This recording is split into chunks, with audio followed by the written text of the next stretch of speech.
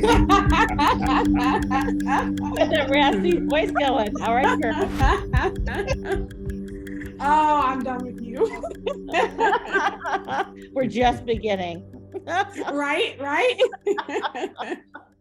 Yeah. I see Got my Nicole. voice Hey, taken. Nicole. Hey, Jacqueline. Hey, Hello, Shirley. how you doing? Hey, Sharon. Hey. I'm trying to get my raspy voice going. I can tell you how. No, I had a feeling it was hard work. It was fun. Yeah, it was. All right, I love fun then. All right.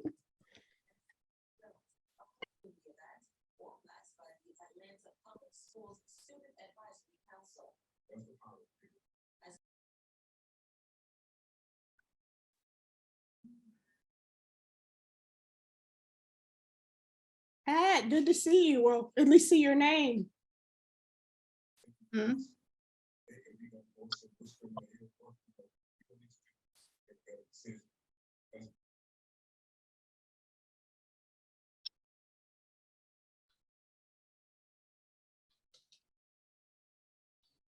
Hello.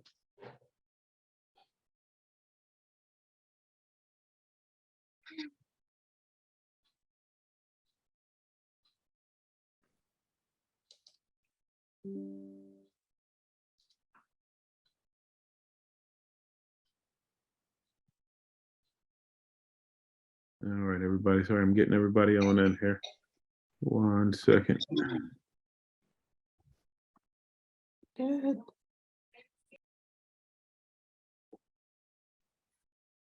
Hey, Pat. Good to see you. Thank you. Hello to everyone. Hello. Hi, nice to see you. Hey, Pat. Hey, Allison, how are you? I'm good. How are you? I'm getting it. I'm getting there. Day by day. Hey, Good that's to the see way it, we but all it's take actually it. good to see everyone. Okay. You look good. Yeah, I'm hanging in there. You sure do. You sure do. Just thankful to still be here. So are That's we. great. And with a bright smile at that. Oh yeah, that's the only way to go. Hey, and Pat, I do want to actually connect with you offline. So tomorrow, if you're around during the day, I'll give you a shout. Okay.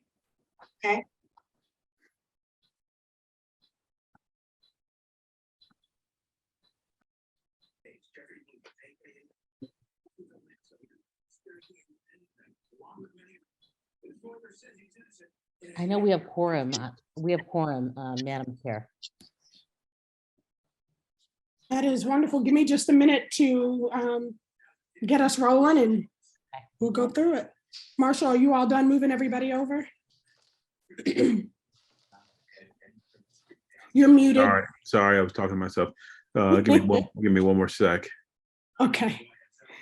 Late Tuesday afternoon, found himself in front of Judge Earl Glanville for pleading. What part of his home? Where he deserved to be. His exclusive video from months ago that confirms that Tuesday, Murphy pled guilty for a legal conspiracy.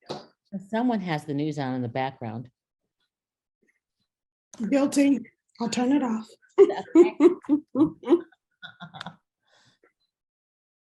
It was meant to be a buffer in case my kids get loud. Oh, okay. Yeah, I'm solo today. Okay. That's fine.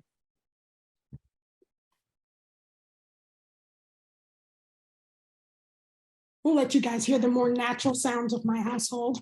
Okay. Mm.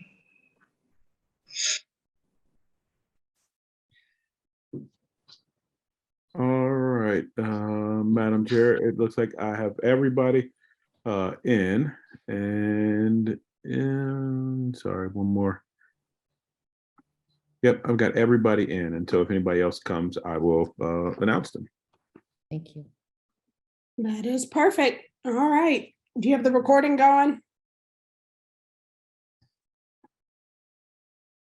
Recording in progress. There we go. Perfect. All right. Well, thank you. And if you all, I'm sorry. Madam Chair, it looks like, I'm not sure if Sean had his hand up intentionally or not, but his hand is raised. Okay, Sean, did you need something before we get rolling? No, I was just letting you know I was here. Oh, well, Awesome. welcome. Got it. Thank you. Okay, ladies and gentlemen, please bear with me. As you probably have figured out by now, I don't have my full voice.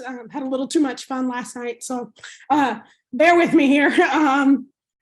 With that, it is 6:05 p.m. We are officially underway, and so welcome to you all. I will go ahead and toss to Ms. Sharon Williams for our roll call. Thank you, Madam Chair. Allison Clark, I'm here, Ann Phelps, squeaky as can be. Ann Phillips. She's not here tonight. She's at another meeting. Oh, that's right. Thank you, Shirley. Jacqueline Rainey, Here. Chief Tyus. Present. Thank you. Sean Billingsley. I know we just heard his voice, but Yep, he is here. thank you. LaShondra Burks. LaShondra is not here. Okay. Sharon Williams, I'm here. Nicole Morado. Present. Thank you. Jerry Basin. I do not see Jerry Basin. Okay. Ophelia Lee. No to Ophelia Lee. Amy Taylor. Amy Taylor is also not here. Alice Turner. Here. Thank you. Dustin Hillis. Dustin Hillis is also absent. Patricia Culp. Here. Shirley Nichols. Here. Tori Tucker. Tori Tucker is absent. Okay. First Deputy Chief James McLemore. Here. Thank you. LaShawn Atwaters. Ms. Atwaters is also absent. Okay. We do have quorum. Thank you so much. That was quick and easy. Well, again, thank you all for being here this evening. We will jump right into our governance and take the adoption of the agenda and approval of minutes as a package deal, if anyone is willing to make the motion. So moved. This is Sharon. Okay, can I get a second? Second. Who do I have? Nicole. I just had one note on the minutes. It said I was tardy last meeting, which I wasn't. I'm not, it's totally fine, but No, we will make sure that is updated. I will make that edit. but otherwise I'm happy to approve. I actually looked at that and meant to go back and pull that off of the minutes. And so with the amendment that the minutes be altered to reflect Nicole as being on time to the meeting, can I get a motion with that amendment, please? So I'll moved. motion it. Yeah. Okay, I've got Sharon and I'll take a second. A second. Thank you very much, Jacqueline. Mhm. All right, and if there are any objections, please speak now, raise a hand. All right. The agenda is adopted and the minutes are approved. And with that, we can move right into our security update, Chief Tyus. Oh, wow. So great. So first of all, happy holidays, everybody. And I just hope everybody's holidays is as wonderful as Allison, and we all can come back hoarse from yelling and celebrating while we're off. Hey, So when I'll- your friends have big moments, you got to show up for them. No, you're absolutely right, Allison. You're absolutely right.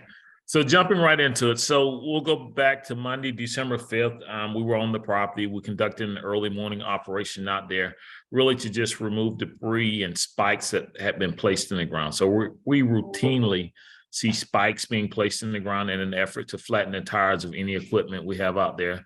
So we conducted, I want to say 10 or 15 spikes out there. We weren't met with any resistance out there that day. However, that Wednesday, December 7th, in the early morning hours, we observed a couple of individuals come up to our flock camera that's at the gate, and they did damage the flock cameras. And then later on that morning, We had some individuals hiding in the woods, and when one of our civilian employees at the range left the range, her vehicle was struck by a rock. And then we had 2 other civilians leaving our gun range who had their vehicle struck by rocks. So we did deploy resources out there. We did not catch any individuals.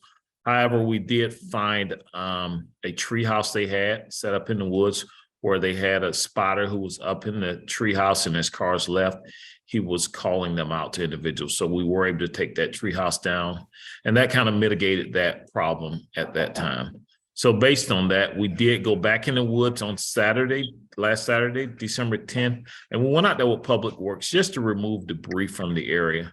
We were out there maybe 2 hours. We were met with a couple of individuals who threw rocks at the officers and our Public Works workers. No one was injured, and they did discharge a couple of fireworks. So then later on that night, Saturday night, now while we have no proof of it, we're pretty sure they're the individuals that set fire to those 2 homes under construction on Boulder Crest. Unfortunately, those homes had nothing to do with this project, and they were set on fire.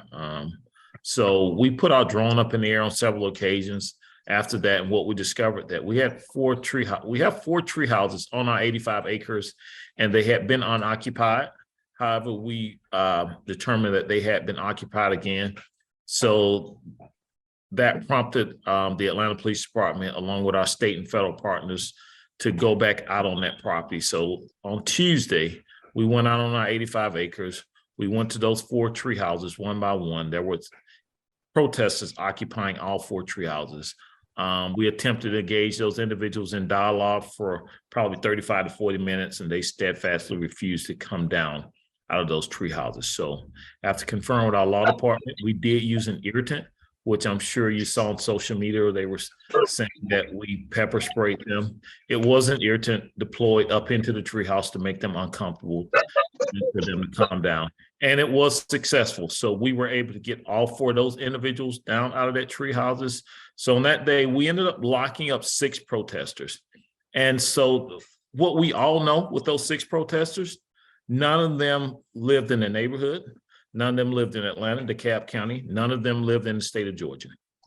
We had one individual from South Carolina.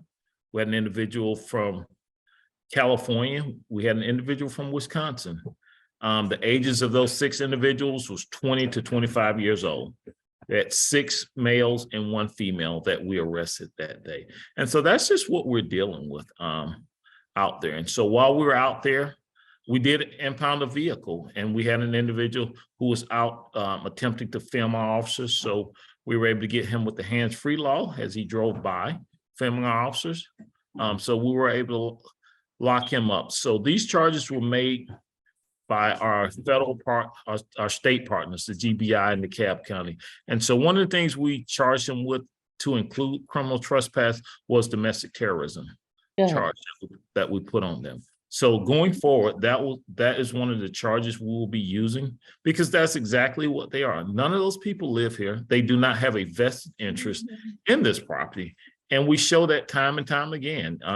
Why is an individual from Los Angeles, California concerned about a training facility being built in the state of Georgia? And that is why we consider that domestic terrorism. Now, interesting enough, while we were out there on the property arresting some of those individuals, we did have another group that went to one of the DeKalb County fire stations and set off fireworks at that building. So based on that galvanized DeKalb County into action. So the following day, DeKalb went over there to their side of the property, and they ended up locking up 6 individuals also the following day. So in the past couple of days, the Atlanta Police Department is, with their state and federal partners and DeKalb County, locked up 12 individuals and dismantled tree houses. So as we go into the holidays, we will still monitor that site, and we will respond to any appropriate threats or any acts of violence out there on our 85 acres. Unfortunately, we will have officers working throughout the holidays, to include Christmas Day, to protect our property out there. So if I just encourage every one of you all to go back with that narrative that, there were 6 individuals locked up. None of those individuals resided here in the state of Georgia. And I just think that just bodes to what we've been saying from day one, that these are professional protesters, nothing more. they don't have a vested interest in what we're doing out here. So if we can just drive that narrative home to your neighbors, to your friends, to news media, anyone that asks you, just make sure we're driving that narrative home. And I see Sharon already has her hand raised, so I'll take any questions at this time. Thank you, Chief. Thank you very much for that. Sharon? Yeah. So the 6 people that DeKalb arrested, they also out of state? I'm just getting that information. I think most of them were. I haven't gotten the information because some of the ones they locked up, I don't think they had ID on them. Like one of our guys didn't have ID, and we just had to use our fingerprint scanners to identify who they were. Typically, when we arrest these individuals, they have no ID on them. So, we'll end up taking them to the jail using our fingerprint scanner. And most of them have been arrested somewhere else in a different state for doing something nefarious or along the same lines of what they're doing here. Thank you. Thank you. Amy? Hi, I just want to say, I thank you guys for getting out there and protecting everybody and, putting yourselves at risk. I noticed the day before that there was a car parked on my street that I didn't recognize. And it was weird because it was there overnight and I didn't see it. My question is, if we see strange vehicles parked around the neighborhood, do we need to be reporting that, or what do we do is that information that you guys need? Absolutely, Amy. Because I'll tell you what happens all the time. They park their vehicles a ways off and they'll walk to where they want. And because they keep all the information in that vehicle and they don't want that vehicle tied back to them. So, it's just a matter of undercover work where sometimes we identify the vehicles they came in and sometimes we didn't. So we maybe identified a couple of vehicles these individuals came in because they do just what you said. They will park it in your neighborhood, try to blend in, and simply walk away from that vehicle and walk back down to those 85 acres. So yes, ma'am, if you see a vehicle in your neighborhood, by all means, call 911 so the police can check it out, especially if it has, out-of-state plates on it. Okay, thank you. Sean Billingsley?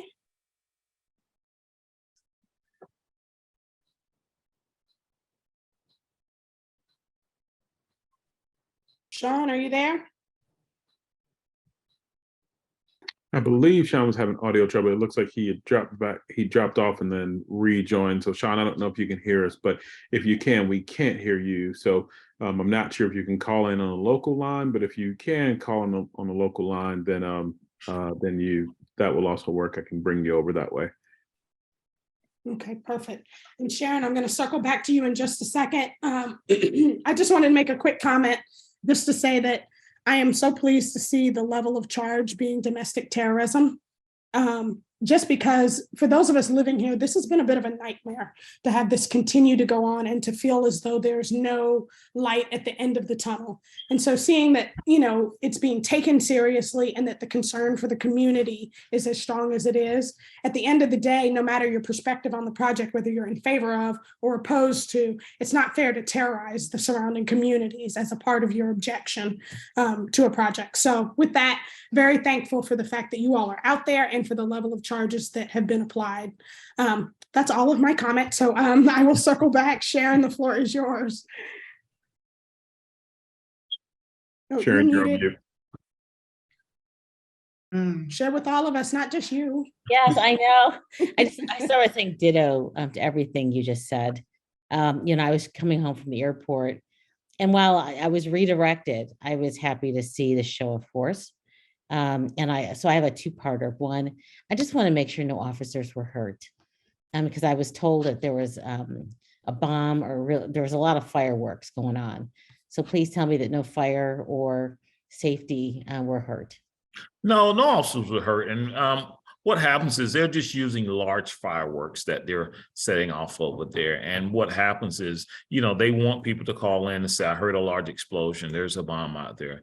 That is the narrative they want to drive. But at the end of the day, we're used to hearing it. And they're just very large fireworks that you will normally hear around the 4th of July. That is what it is. But again, when we go out in those woods, we have a plethora of officers out there. We have a security plan that we went over several days in advance. We work with our state and federal partners every day, putting those plans into operation. So our main objective is every officer comes back out safe. So if that means we let 1 or 2 individuals get away that run through the woods, then we'll do that, because we know we can circle back and get them another day. But I thank you for your concern for our officers that are out there sharing. Well, thank you. The second part of my question is the Boulder Crest community that Mr. Ray was building down the street from us on Boulder Crest, that they had fires as well around the same time. Is this similar terrorist activities, or do we not have evidence one way or the other? The arson department, the fire department is working on that. Again, can we prove they did it? No. Do we know they did it? Yes. So what we're looking for is something that can tie back to them. And again, every time we lock up one of these individuals, and to Amy's point, we find one of their vehicles, we look for accelerant or anything that we can tie to a fire or a suspicious blaze on that property. Okay, thank you. Thank you for that. Shirley Nichols? Thank you very much. Just want to say that I totally agree with Allison's comment. And I was beginning to feel that we were just being too soft with these people. And I know that you are doing a lot of investigation, a lot of things going on behind the scenes that we don't know about. I do applaud you for the fact, when I found out last night that they had arrested somebody, I was really pleased to know that that happened. So thank you very much for all that you're doing. No, you're quite welcome. And here's the thing, ma'am, we're doing this for you all out there. You all have to live in that neighborhood as well as us building a training academy. And it is just not fair that you all are suffering because the Atlanta Police Department is trying to build a top-notch training academy out there on that property. Thank you. Thank you for that. Are there any additional questions or comments? Pat Culp, I see your hand is raised. I just have a comment. This morning, I was listening to one of the regular radio stations, and I think the narrative needs to be focused on a little bit more from your department, because they were actually saying that they didn't see why it should be named a domestic terrorist. And they, and I wanted to call in, but I said, no, I probably need to stay away from this, because what they were stating is that most of the time it is not the police that's doing what's right. It is them that's trying to keep the property from, being destroyed and that kind of thing. And so that was a discussion on one of our local radio stations this morning. And I don't know whether that narrative can be put out a little bit more in terms of why you all are doing what you're doing and why you labeled them domestic terrorists. Is there any comment on that? Yes, ma'am. We try not to get into a back and forth. So we have a media comms between the Atlanta Police Department, the GBI, and our federal partners as to what we're going to say. But what I'll tell you is what you just said was exactly right. You all can get on the radio, Allison can get on and explain to them the fear you go through, the threat of your home being burned down, and you all can articulate why it's domestic terrorism, because they're terrorizing your neighborhood over there. So it resonates coming from a person that lives there who has a vested interest in that community.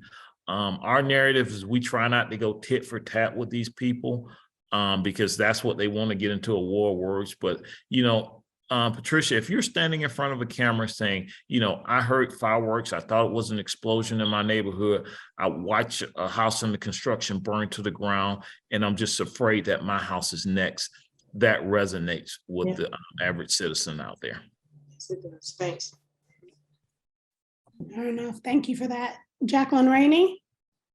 I'm concerned about the people. I mean, you as police officers and the other people coming out there, you're saying people are throwing rocks at their cars or any vehicle. They don't know who these people are. They could end up killing somebody.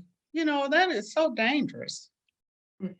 It is, ma'am. Again, the old mantra, we stand in harm's way so you don't have to. I would much rather them throwing a rock at a police car and a police officer versus you driving down Constitution and someone throwing a brick at your window and you swerving off the road and getting hurt. Fortunately for us, they've actually had lookouts and they've actually been targeting police vehicles or vehicles that were coming from our firing range. And we really haven't had any civilian vehicles struck, ma'am. Well, that's good to know anyway. But I really feel for you guys. I hope all of you will be safe. Yes, ma'am. And thank you so much. The support we get from this community is overwhelming. And it just, it galvanizes the troops when we take this message back. Myself and Marshall Freeman, we go back and we tell the troops that there are people that support the training academy. There are people that want this training academy built. And there are people that live in the neighborhood, not people from Wisconsin, California, South Carolina, and New England who are opposing it, right? Good. Fair enough. Hollis Turner. Hi, I just want a quick comment and a quick question. The AJC reported on those incidents that you're talking about. They also talked about the domestic terrorism charges, and they also included a little blurb on what domestic terrorism, what those laws state and why that they're there. My question is, I worked for the feds for a while before I retired, and one of the things that came up sort of frequently during my last few years there was nuclear incidents that had happened, and people wanted to come to the individual workers to find out about it. I understand what you're saying, that, to the person that was talking about the talk radio, and that you could call in and say something about that. The things that I've been talked about, or that I've thought, was that we were supposed to refer them to the Public Affairs Department and not get into that kind of thing ourselves. I understand calling it into a talk show and maybe not saying that we're part of this group, but am I hearing you say that that's okay to do? Yes, ma'am. You can have a public opinion, just like they have a public opinion that they're not doing anything wrong and the police are targeting them. Well, if you're asked, you can refute that and say, no, I do think this is domestic terrorism because I'm living in this neighborhood and I'm experiencing this terrorism that's going on over here. You're not claiming to be a subject matter expert on it. You're simply saying, from a layman's person point of view, this is what I fear my house catching on fire from a firework that someone's shooting in that area because they want to agitate the police. Okay, I understand. Thank you very much. Are there any additional questions? Did your child have one? I think he does. Everybody else is asking questions. Busted, Allison. He doesn't like the terrorism either. That's what he's saying. There you go. I'm a baby translator. Right, exactly. The 2-year-old has much to say, but none of us know what it is. Well, I appreciate all of those questions and comments that came up, and again, appreciate the efforts that your team is putting in, and hopefully things clear up soon. But I just wanted to say much appreciated. If there are no additional questions, we can, I guess, move on off of this topic. And as you all, Hollis, your hands up. No, I was trying to take my hand down. I got you covered. No worries. Well, with that, I will just say to you all, thank you so very much for your service on this committee. I sent you all an email ahead of time because, as you can tell, talking is not my strong point today. But we will go ahead and move through our elections process via an electronic ballot. And then we will also send out a doodle tomorrow so that we can schedule our Q1 meeting dates. Your apple juice is upstairs, buddy. You see my life? Apple juice requests. With that, would you like a motion to adjourn? I would. I just wanted to wish everybody a happy holidays. I'll see you guys in 2023. But if I can get a motion to adjourn, we're out of here. Motion to adjourn. Happy holidays. Happy holidays, everybody. Happy holidays. Bye. Happy holidays. Merry Christmas. Merry Christmas. New Year. Bye-bye. Everybody. Bye-bye.